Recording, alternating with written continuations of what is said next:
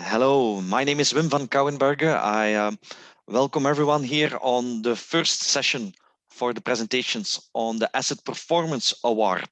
Welcome, welcome. The Asset Performance Award is an initiative by BEMAS, the Belgian Maintenance Association. But in fact, we are running this now on our virtual platform, Asset Performance 4.0. And so we are very proud to welcome our first finalists. Mark, Karel, welcome. Hello, Wim. Hello. Welcome. Yes. So maybe I'm just going to share some slides on the presentation on the award. So today we're going to talk about and we're going to see the finalists for the Asset Performance 4.0 award. Next week we'll talk about the best improvement in maintenance and asset management awards. So there some improvement projects will be presented, and then the last in the series of three will be the presentations for the Technical Team of the Year award. And then the fourth week we will have of course the announcement of the winner, and that will be on Thursday, October 19th, for those watching live at 4 o'clock in the afternoon. So I said October 29th, I would say. So today we're going to have three finalist presentations. The first one is improve asset performance of the thermal fleet by the use of best-in-class analytics technology by Engie European Maintenance Support. So we are looking forward for that right away.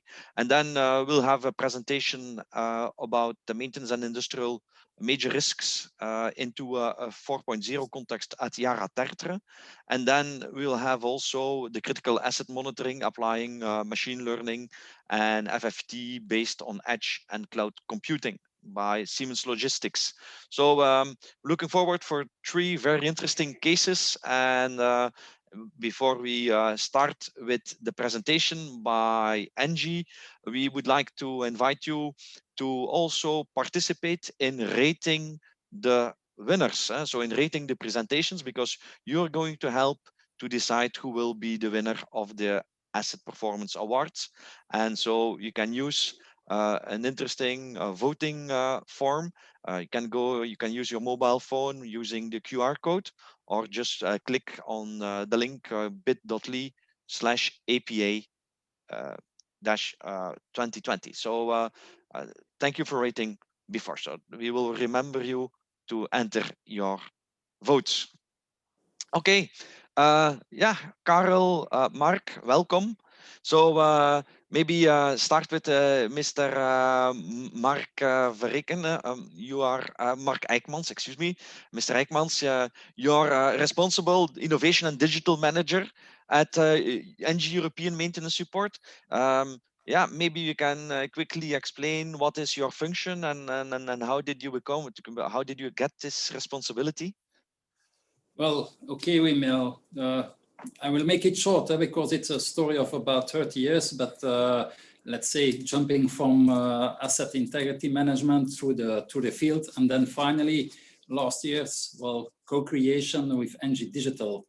And Engie Digital co-creation, there we are working on digital application, helping the field, let's say, in leaner process and predictive maintenance. That's what we are doing actually. Yeah, and so Karel, Mr. Karel van Ornacker, welcome too. I understand that you're subject matter expert on boiler and balance of plant. So in fact, this is a major issue or a major challenge for Engie. Is that correct? Yes, basically the critical balance of plant item and the boiler are part of one of the assets which is the most critical in your fleet, and that's why Engie has decided years ago to found a department which is responsible to look at that critical topics within the Engie fleet. Okay. I understand. Well, very interesting. So I'm very happy that both of you are going to defend your case in order to try to win the Asset Performance 4.0 award this year. I propose that you take the screen and that you start with your presentation. Okay. So welcome everybody to this first session this afternoon. I'm afraid I think your screen is not shared yet. So maybe. Wait. Yeah. Can you see our screen? There we go. Yes, correct. So in the first session, we would like to onboard you into our predictive maintenance story called Rnd Analytics. Now, what is Rnd Analytics? Well, it's a digital prediction platform integrating expert know-how into artificial intelligent models. So this application, this platform will proactively manage the maintenance process instead of the actual way of dealing with maintenance. It's a new way of value creation, especially for the, let's say, for the valve and pump maintenance world. For example, thanks to the proactively management of the maintenance, we will avoid equipment failure and also avoid unplanned shutdowns. Now, the story, it's quite a young story. It's born beginning this year, and it's built on 3 cornerstones. So in the first part, I will walk with you together, let's say, to the business perspectives and outlining you a little bit the context. In the second step, I will hand over to Carl, and Carl will, let's say, deep dive with you. He will have a technical deep dive with you into the key principles of predictive maintenance. And finally, you will come back to me, and there I will try to illustrate how Rnd Analytics is embedded in our daily business, and not only how, but what are also the key success factors that are just playing that role for embedding. Now, talking about for the first part, if you are talking about the, let's say, the outlining the context and the business perspectives, well, let's have a look first at our business. What is strategic, or what is the strategy of our group? Well, as you might know, we want to be a leader in the carbon neutral transition. To realize this ambition, we will focus on the 4 axes, and you can find them on the right part of the slide. So mainly power generation, split in 2 levers. On one hand, you have the renewables. On the other hand, you have thermal generation. Now, once you have production and outcome of production, yes, for bringing it to the client, you need networks. So that's then the 3rd axis. But just bringing it through a network to your client, let's say that's quite basic. So normally your clients have some specific needs, and this is what then the 1st axis. Beside the networks, we will work on the dedicated solution for the client. Now, if you are looking on our complete business, well, how is it spread? Well, it's spread over about 70 countries and bundled over 25 business units. We will not go through all these different business units. I just want to highlight in the 2 coming slides, let's say, the 2 main stakeholders for Rnd Analytics. The first one is Engie Digital, and it's our key booster for the zero carbon transition. Thanks to their value creation levels, they increase our competitiveness and they foster a profitable growth for our business. So no doubt, digital has a strategic advantage for our daily business. The second main contributor to Rnd Analytics is the end user. And this is why Carl and me, we are active. We are the part of the BU generation. Now, what is the BU generation? Well, you can consider it as, let's say, a group of thermal assets bundled over Europe. So we are covering, or the plants are distributed over 7 countries, and we have almost a fleet of about 18 gigawatts. And as you can see in the middle, main production facilities are gas oriented. Now, beside of your gas production facilities, our mission also is there. If I talk about zero carbon transition, well, yes, our mission is also as business unit being enabler of the energy transition.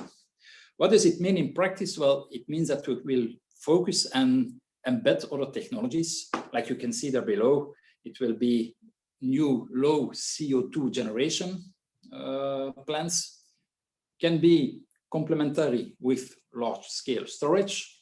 And for example, in the future, new fuels like hydrogen or green fuels.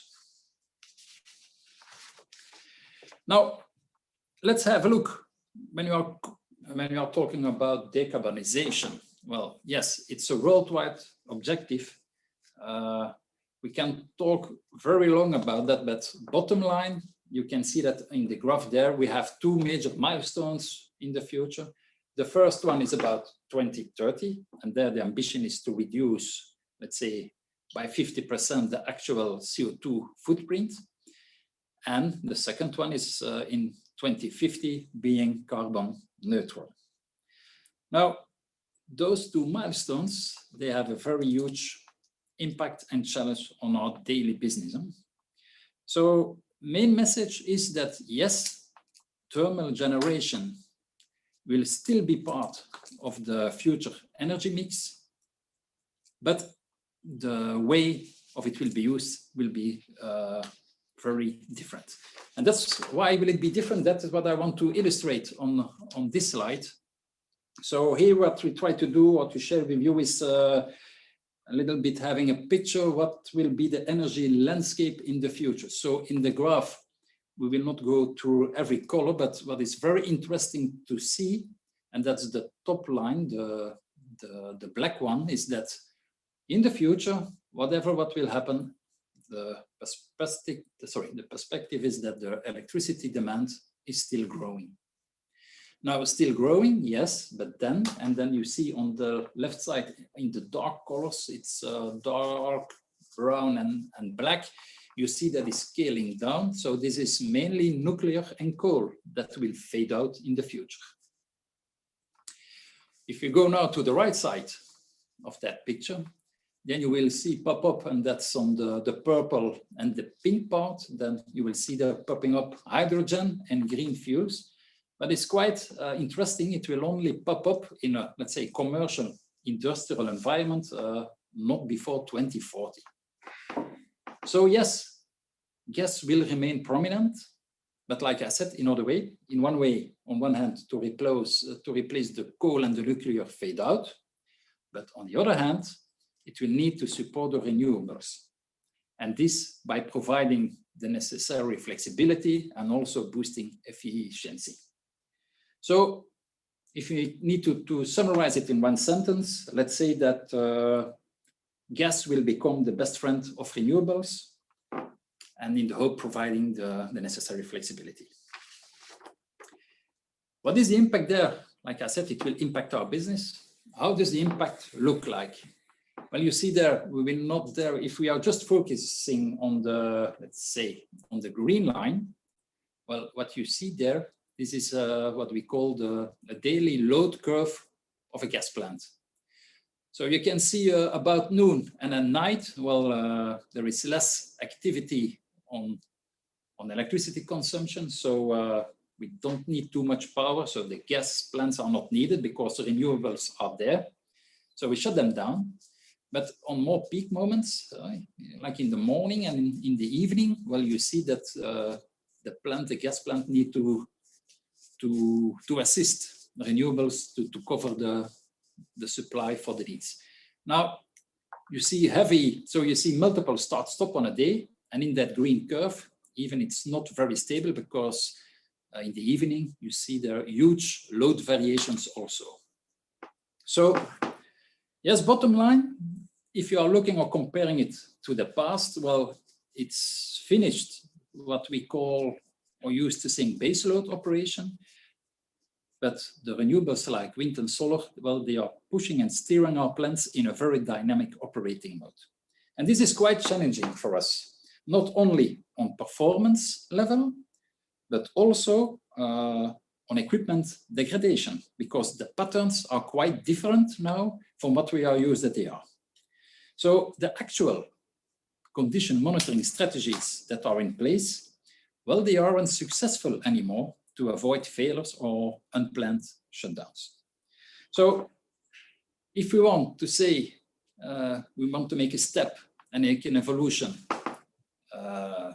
for avoiding unplanned stops, well, prediction of equipment degradation is a must.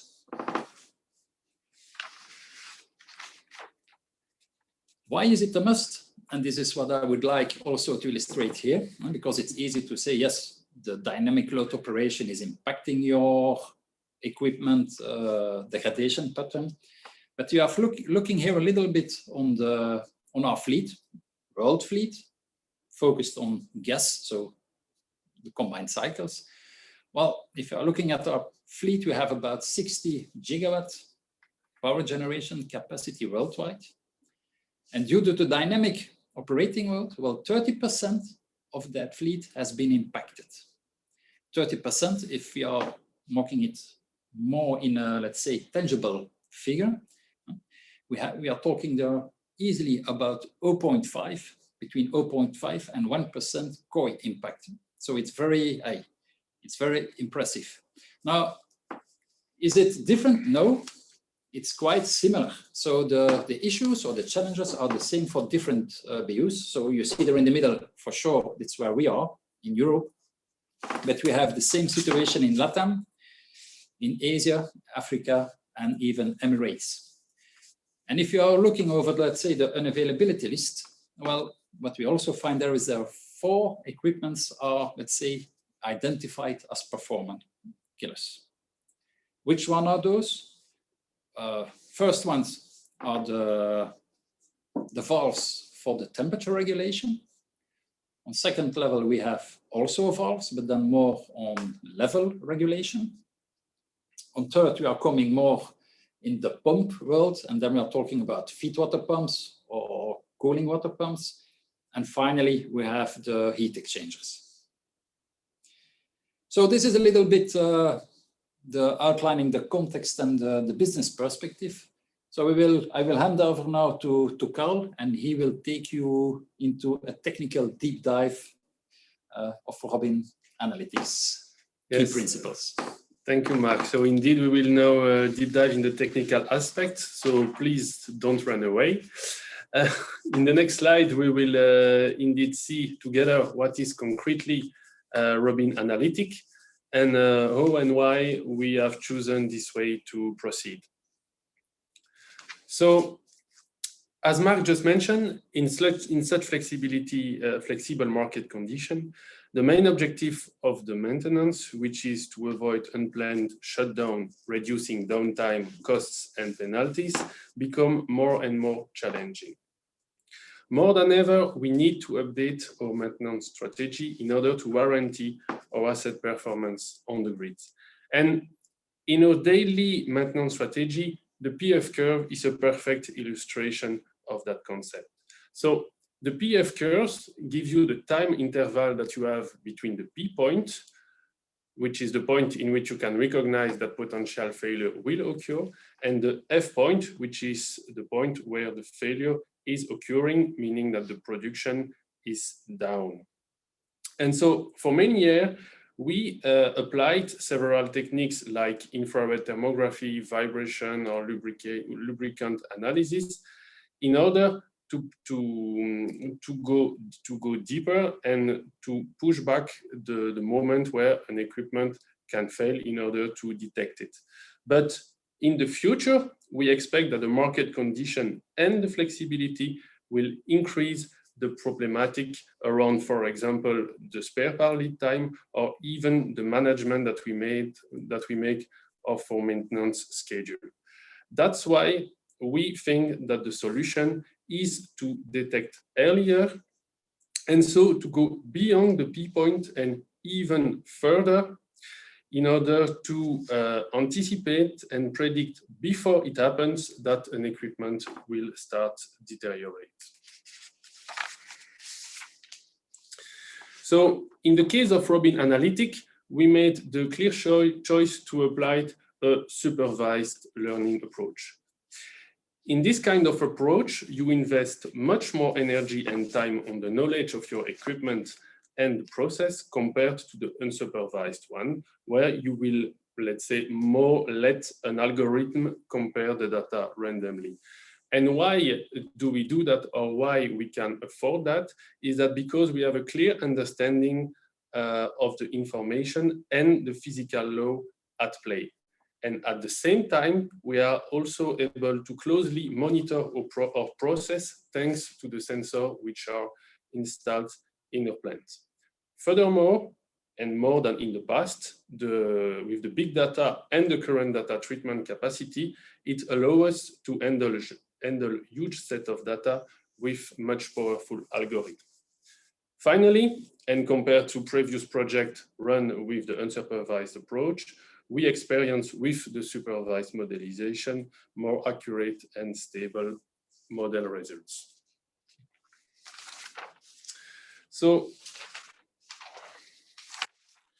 with Robin Analytics, we propose to improve the asset performance of our thermal fleet with the use of best-in-class artificial intelligence technology on the critical equipment. And why do we do that? It's because we are convinced that our asset performance will be a key success factor in the more and more flexible market condition of tomorrow. And how do we want to do that? By the use of the artificial intelligence, which allow us to forecast and trend the malfunction and degradation of our equipment. The output of this artificial intelligence process has to be provided to our internal end user as a service. It means that we want to translate the outcome of this artificial intelligence process into human readable recommendation. And that's why that from the early beginning of this project, so by the first step, meaning the definition of the product itself, we have involved the people on the field, so the field experts, and we have put them together with our colleague of Engie Digital around the table in order to be able defining the right product for the right person.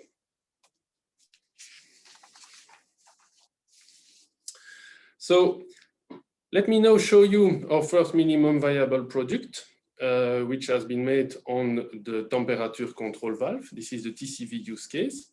So first, what is the function of TCV, so a temperature control valve in our process? The temperature control valve is used to control the steam condition and mainly the steam temperature. So the boiler produces the steam, which has to be sent into the steam turbine in order to get transformed into electricity. But before entering the steam turbine, the steam condition need to be closely controlled. And that's the purpose of the TCV, which will inject and pulverize some water into the steam flow in order to get the right property before entering the turbine. So in this use case of the TCV, we will use some basic, let's say, basic thermodynamical model, including the steam condition and parameter at the inlet of the desuperheater and also at the outlet, together with the injected water properties and the position of the valve, of course. Thanks to this thermodynamical model, we are able to define and follow specific indicators in order to monitor and predict the valve aging and deterioration in the future. But what is also really key in that model is that at any time, we will integrate at this simple thermodynamical model always the other plant operating condition. And this is really key to make that link, because this is the way you can then make a prediction of it, because in order to determine the pace and the way the equipment will deteriorate, to do that, you need absolutely to make the link with the other plant operating condition that you will encounter. So at the moment, we have launched 3 tests in parallel on 3 different power plants. And this is based on several configurations within our power plant. Why do we do that? It's because we want to assess and to guarantee at the same time that the model is resilient enough to be compatible with various plant configurations. So now on this slide, I'll give you an overview of the indicator that we monitor on the TCV models.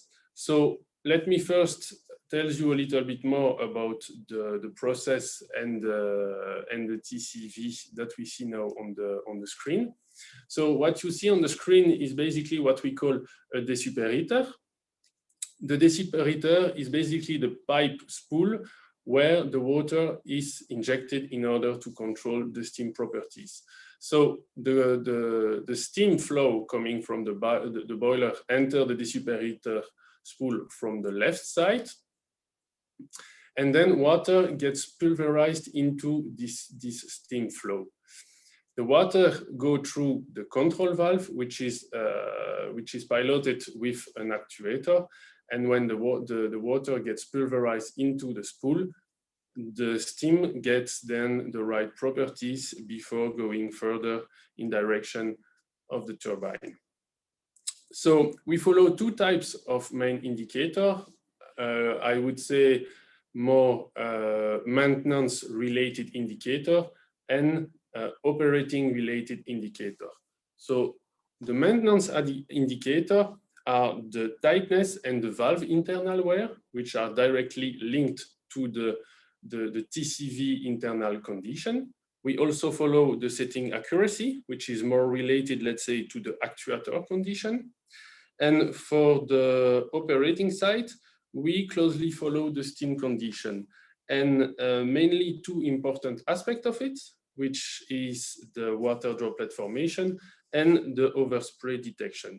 Those two parameters are very, very key to ensure that the steam has the right property before going to the turbine, and also will not cause any damage to the piping downwards the desuperator.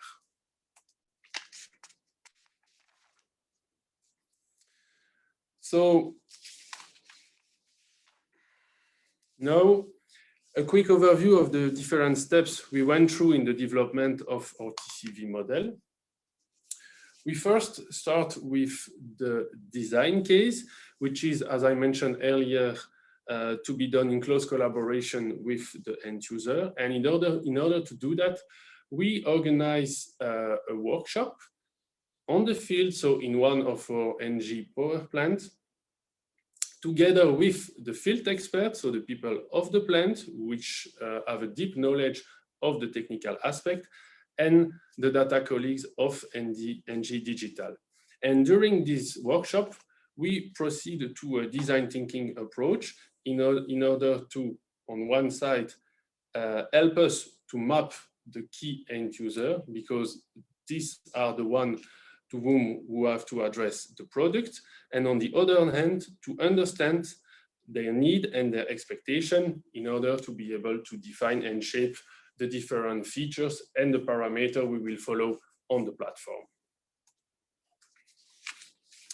The second phase is the R&D phase, where we deep dive and we explore the raw data and develop the features and the parameters to monitor. So we need, within this R&D phase, the first step is the data exploration, where we will import, visualize, and learning, getting more familiar with the raw data.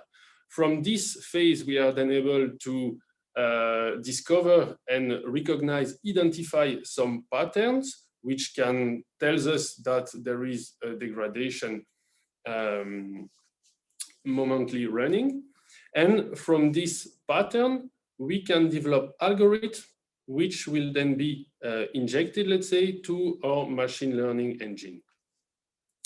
As an output from this engine, we can then define, let's say, two types of indicators. First type of indicators are more the monitoring indicators. So let's say indicators which will tell you what is the present valve condition. And this we translate it in the form of an ELF score, which gives you in one site, in one color, what is now the condition of your valve. The second type of indicator are more related to the prediction. And in this kind of indicator, we determine, for example, at which pace the valve deteriorates, but also when the next maintenance activity has to be planned. When the code has been completely tested and validated, we can go then to the industrialization phase in order to be ready for the rollout at bigger scale.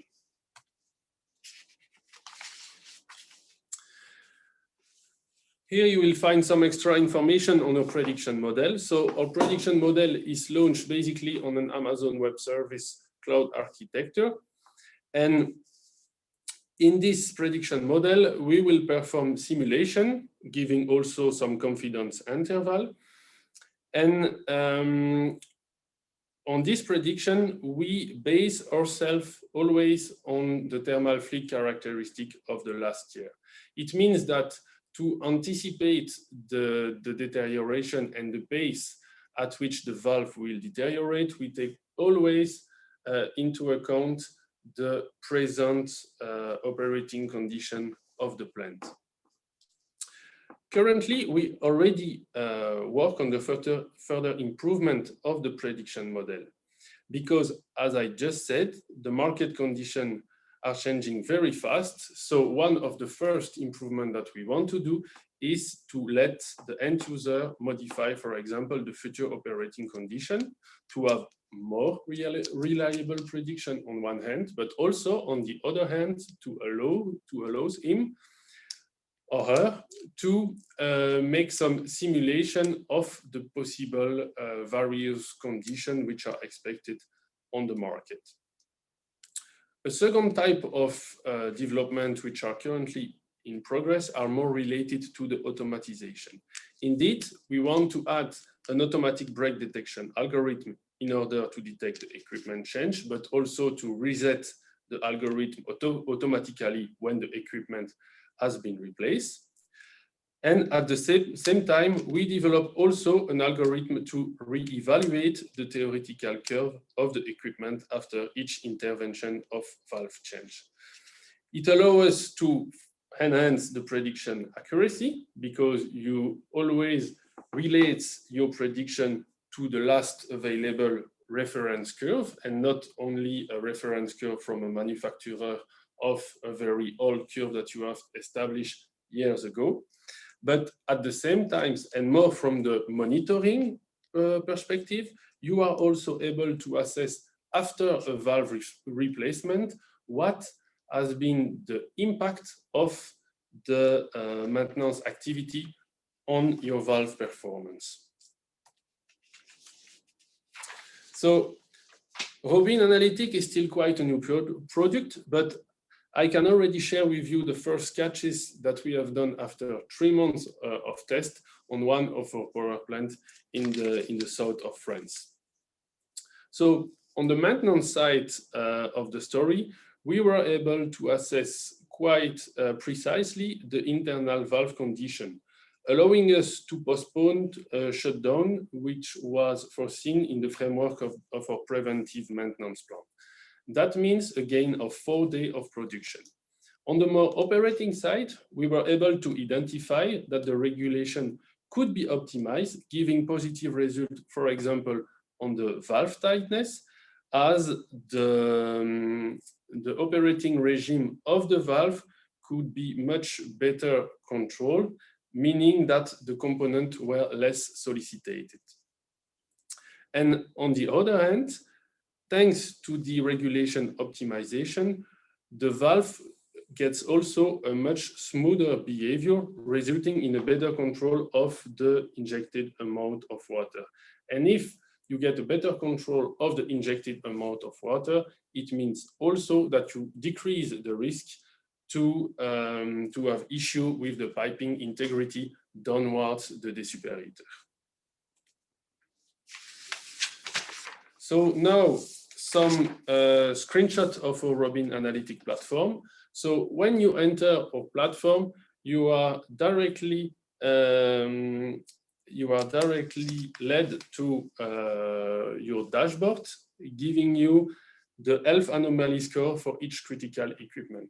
The health anomaly score is basically the current condition of your equipment translated in one color. So you can immediately know when you connect to the platform if there is something wrong with one of your equipment. If you want to go deeper in the platform, you can still go and see the monitoring and prediction curve for each equipment degradation indicator. And if you get alarmed by email, for example, and that you connect on the platform in order to see what's going wrong, you have also a direct view on the technical defect ongoing or even on the ones which have been archived.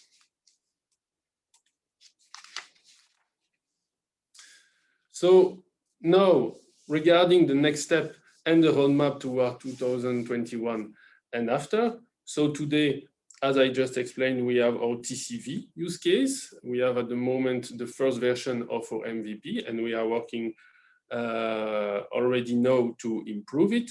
And by the end of 2020, we want to add an extra equipment model on the platform. By the end of 2021, we want to add 2 extra equipment, which will be the level control valve and the feed water pump, as Mark explained before. And after 2021, we are already looking for new use case, which will be chosen based on 2 main parameters. On one side, the criticity for the plant production, and on the other side, the capacity to get enough information monitoring the process and knowledge of the equipment in order to be able to apply the supervised model approach. And so now I give the floor back to Mark in order to give you some insight on the key success factor of the Robin analytic deployment. Thank you, Carl, for this deep technical dive. Now, before having some words about the key success factors, just one more slide. Carl just presented a little bit the roadmap, and this is the, let's say, the way how the deployment looks like for the future, for the coming 2 years. So yes, the ambition is to have about 1,000 equipments on board in the platform by end of 2022. The ambition is not only on having the 1,000 equipments. It will be done on 2 ways. One way we have about the geography. So we will start focusing on Europe as first mover, and shortly behind, well, other BUs like Muscat, LATAM, and Asia will also join the platform. As you see also in the picture, well, additional equipments are coming. And like I said, the goal is not having a huge number, but the scalability is very key for us, because thanks to the scalability, we're going to chase, remember the koi, what I was talking about, well, we're going to chase that koi and take it back for our business. Now, taking back the koi for the business, Carl, and then we're coming to the key success factors. We explained it a little bit in the beginning, or during, not in the beginning, but in the part that Carl handled. So what is key? Well, on the right side, you see that the product design, and this, we did it as you have seen by, let's say, well, we relied on design thinking methodology in the aim to capture really the customer needs. And then it's very interesting, because once we have a clear view on customer needs, we are going to the market and we are doing a benchmark to see, is there any product corresponding and fulfilling the needs of the customer? Yes or no? So it's a decision making, or make or buy. Well, in this situation here, for the valves, pumps, and the other equipments we were talking about, it was a clear decision that the group opted for making it ourselves. And then we are coming to the second key success factor on top of the left. And that's thanks to the cross-disciplinary engagement. What I mean with that is, and this is not only a key success, but it's the key differentiator of the product compared to others, that we are not, or let's say the digital platform is embedding the expert, like a subject matter expert as Carl, embedding the know-how in, like I said in the beginning, in artificial intelligent models. That means the product is not sending you an alarm that you need still to analyze and do investing a lot of time to see what is going wrong. No, it's all integrated here. The system of the platform is sending you an advice in a human readable way that you know what you need to do as next step for your maintenance. And of course, the third one, and that's for sure, if you're talking about industrialization and rollout, well, there is no doubt about it, you need a technical architecture. And this is going from data lake through data pipeline and feeding, let's say, the digital prediction platform. So far for us, our story of predictive maintenance and Rnd Analytics. Just a view here that is not the only one digital topic we are working on. So within the group, we have other disciplinarities, but that we can handle if in another moment of another opportunity. So we are open there to share those also. But we would like a little bit to come back on Rnd Analytics. And like I said, we had the 3 phases, the outlining, the context, the deep dive, the technical deep dive, and now a little bit say how and the key factors, the key success factors for how to embed it in the company. Well, yes, for us, we can imagine it was quite, in this short period, quite a lot of information. So things might not be so clear, or if you have questions, clarifications that you have in your mind, feel free. We are there to answer your questions. Yes, well, we did receive some questions, so I also invite everyone watching live. Don't hesitate to put in your question in the Q&A, so we can answer them, and we have some time left. We have still 15 minutes to go a little bit deeper. So Mark, Karel, thank you very much. Maybe you can go to the next slide. It's always, I think, nice to close down the presentation, and then maybe we can revert back to some of the slides earlier. So a first question that was asked here, and well, maybe it's an obvious one, I don't know, but you're talking about Rnd Analytics. So the question is, where does the name Rnd come from? That's a good one. Yes. Well, before you can do prediction, you need to do monitoring. Yeah? You cannot do directly to the prediction. So Rnd is the name of our SaaS. So it's the let's say the real-time data management platform, gathering the operating data from our plants. So it's a PyOsisoft system, and yes, we give it our own name. It's Rnd. So that's the name of the SaaS. We're doing the monitoring, but as explained in the presentation, monitoring is for today not enough anymore. We made it the next step for prediction, and this is why we added analytics behind the Rnd. Yeah. Okay. And so Rnd is the data collection. I understand well, and then you have the Amazon platform running the analytics. Yes. Yeah. Indeed. Okay. That's interesting. So when using Amazon, and I now understand that you're using 2 platforms, were there any security issues, or how did you address the important question and challenge on security and industrial security? Yes. Well, there is a complete team, and they are localized not only for that type of platform, but for all the platforms that we use. There is a dedicated team who is managing security. And that's the reason also, well, and that we call it the common data hub. So it's we are not working directly on the data of the Rnd platform, of our SaaS platform, but all the data, because this is, let's say, like I said, it's the real-time monitoring data. All the data is pushed forward to another secure environment, and this is what we call the common data hub, where it is really protected and let's say shaped for further handling and doing the prediction and the analytics on it. Yeah. Okay. So talking about the data, I have here a question. In fact, where does that data come from? Okay, without any doubt, from a lot of sensors, and maybe there are other also stuff. So did you have to add additional sensors in your first case? And if not, I'm thinking you're using existing sensor data, maybe from a DCS system or other systems. And so how did you manage to unlock this data? The vast majority of the sensors are indeed available already today in the control system of our power plants. It can happen, but for example, for the TCV, it was not the case, but it can happen that we have to add some extra sensor. And basically for the rest, it's quite easy. It's just like Mark mentioned, the DCS of our power plant is coupled to our SAS system, and those data are automatically repatriated on this SAS hub, so we can have access remotely to all of the operating data for power plants. Yes, what I still want to add to the answer of Carol is you have the sensor or you put one, and there is still another option. It's not always possible, but you can create what we call a virtual sensor.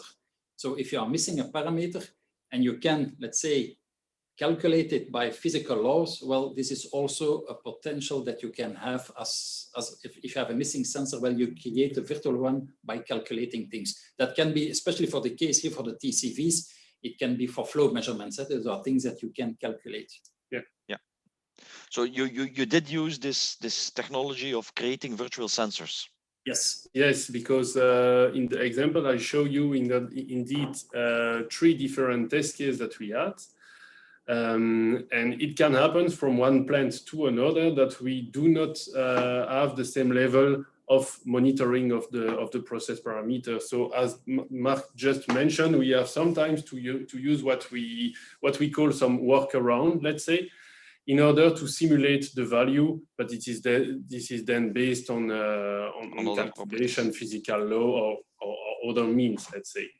Yeah. Okay. And that's also taken into account, especially during the onboarding session. But so the system don't need always to reprogram, recalculate. So it's fixed, and that's that's really typically for the product here, that all that knowledge is fixed already in the model. So it's by just selecting to saying, okay, I need a virtual sensor or not, but all the know-how is behind already in the model. So you don't need each time again for onboarding, going through the process. So it's quite very, let's say, easy way of onboarding. Yeah. Can I summarize that by telling that, in fact, you have created a kind of scalable product that can be used as this type of valves and this type of application? That was mandatory. Yeah. Yeah, that was one of our mandatory, let's say, or minimum requirements. Yes. Yes, and that's quite an achievement, because this is what is often a problem with AI algorithms, that they can be used for one application or in one situation and not in another situation. But you guys have somehow gathered all kind of additional knowledge in the same model in order to be able that it can run in different environments. Absolutely. And this, like Carol said, it's mandatory because that's also typically for thermal fleet. We don't have twice the same equipment. So it can be a valve of OEM E, can be a valve of OEM BC in another configuration. So this is really key. And like I said, this is really key for the project. Yeah. You also explained that you switched from unsupervised learning to supervised learning, or you made the decision to do supervised learning. Is that correct? Did I understand that well? We switch indeed. In previous project where we tried the unsupervised approach, at the end we decided to go back to the supervised approach, because for the simple reason that it gives much more accurate and stable results and modelization. Yeah. What are the main difficulties then? This switch, what does it require extra in order? Why does not everyone goes for the supervised learning right away then? I don't know for the other end users, but in our cases, the processes are quite complex.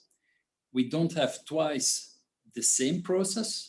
And then I mean, just to give an illustration, because we did in R&D different developments for the same valve, but to say we have one single valve, and then you have seen it in one of the slides, we have combination of 2 valves in series or 2 valves in parallel. So if you are trying to do that in an unsupervised way, we failed there. And for us, it's due to the complexity of our process. We get some results, but we are not achieving to know from where comes those results and to interpret them. This is one point. And another main difficulty to be tackled is sometimes the protection that some O&M put on their system, making that it is quite difficult just to monitor what happened inside the equipment. This is a kind of black box, and this is also some hurdle if you want to apply the supervised approach. That's also an issue. Okay, so looking a little bit at the results. So can you say, okay, because you now have a better vision on how this valves works, and can you talk a little bit more on the impact on the process and is there a better energy fuel consumption or a longer lifetime, or do you have some key figures there with some results? Well, the key figures that we can share, and that was maybe not so clear in the presentation, due to the more dynamic operating mode, let's say the historical built PF timeframes of degradation that we experienced over the time, they are completely, let's say, disrupted now due to dynamic operation. So PF is getting more faster and faster. So we don't have the time anymore by doing monitoring and then taking the action in a reactive mode. So we really had to swap in a more proactively way of managing the maintenance process. And this is typically also, to give an example in time frame. So what we want to do, and this is specifically for our business, so we cannot stop or start when we want, because we are connected to the grid. You have other players, so it's really from day to day and month to month. So if we are talking about maintenance planning, we are really stick to real fixed maintenance planning. So if something is going wrong, well, this is very disturbing our let's say our production, and we are having a lot of an unplanned shutdown. Is like always stated, losing 4 days. This is a big impact on COI. So the main topic here is we want to proactively see and identify the degradation and make the forecast in the aim that we can plan in time. That if we talk about planning, we are talking about months. It's 4, 5, maybe 1 year, 2 years that we can plan really and trying to optimize all the maintenance activities. But the major effect here is, and that we try to illustrate with the first catch of Combi Golf, that we said, okay, we could avoid a stop.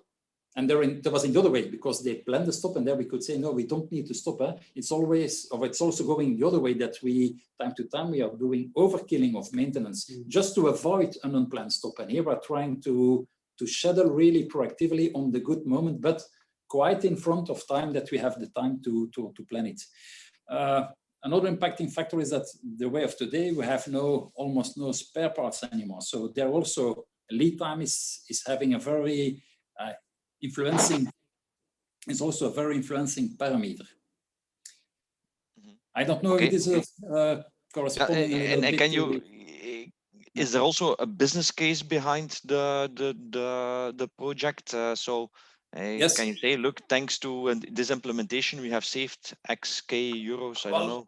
For this one here, to give the real tangible figures for Combi Golf, if we can avoid a stop of 4 days, it's depending a little bit on the market prices, but there we are easily talking about a revenue impact of 0.5 to, depending on the period when you're doing it, but it can easily go to 0.5 million euros.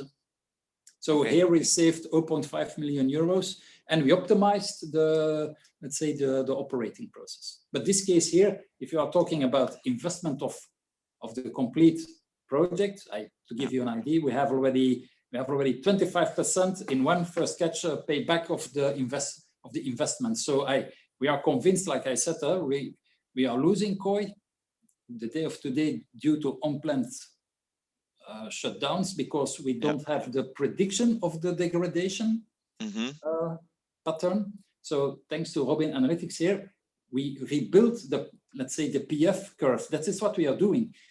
We are rebuilding the PF curve, and in the future. Okay. So for this case here, I specifically for Combi Golf 0.5 million euros. Okay, and so the water spray reduction of water injection, because water injection has a negative impact on I don't know, on performance. Yes, or... it impacts your efficiency of your plant also. Okay, Yeah. so there you have on fuel. one side, but on there the, you have on an the other increased hand, fuel efficiency. Yeah. yes, that's one point for sure. But on the other hand, if you cannot master the amount of water which is injected, you have increased risk to create phenomenon like erosion, cracks, and so on and so on. Okay. That's the reason why we need to closely follow up the pulverization of the water into the steam stream. Yeah. Okay. So as I understand, limiting the impact of the failures, trying to predict what PF curve that you have. So the magic term is here remaining useful life. Do you have now an idea of what is remaining useful life for this valve, or for one of the parts of the valve? Does it go that far, or is that still something to be implemented? Yeah, but that's correct. It's going so far that it is, let's say, we are making a PF curve for the future. So predicting the PF curve in the future for each valve separately, because the same valve in plant A or plant B, like I said, the configuration of the system and the way of operating, if you have more stop-starts, if you have more load variations, then yes, you will solicitate your valve much more also. And this we weren't able anymore to manage that in the normal, let's say, condition monitoring strategy or application. I understand. Yeah, okay. So here we have really a footprint for, let's say, like I said, we have already 35 valves in the system now. Yeah. By 2 months, we'll have about 50. Well, each valve has its own typically PF curve. Yeah. Predicted. Okay. And what is the margin and on this? So what is the prediction error on this remaining useful life? You say, for instance, the remaining useful life is 6 months. So there you have how many days or weeks as a guesstimate, and an error on the margin? Normally, we run the model with a precision of, currently at least, we try to run the prediction with a precision of 95%. Yeah. Just to give you an idea. Yeah. And basically, if the prediction goes outside of this limit, then you get alarms. Yeah. Okay. But so far, let's say that we are able to run prediction, depending from site to site, it's really depending of the process and the system that you are following. For a TCV, for example, the MTBF can vary from 2 years to 6 years, depending on the solicitation and the configuration of the units. Okay. So if you can reach a such high precision, it's quite it's still enough when it turns to ordering spare part, for example, or enough, or even if you need to plan some maintenance activity during a shutdown. Okay, perfect. Okay, I think we need to close down now, because in 1.5 minutes we are starting the next presentation by the next candidate. In the meanwhile, people still watching live, please go to this link in order to cast your vote. And we find each other back in the next session. So this session will be closed, and then you can follow the next presentation in another session. So you need to go back to the platform and enter the new session. Thank you. See you later. Bye. Thank you. Bye. Bye.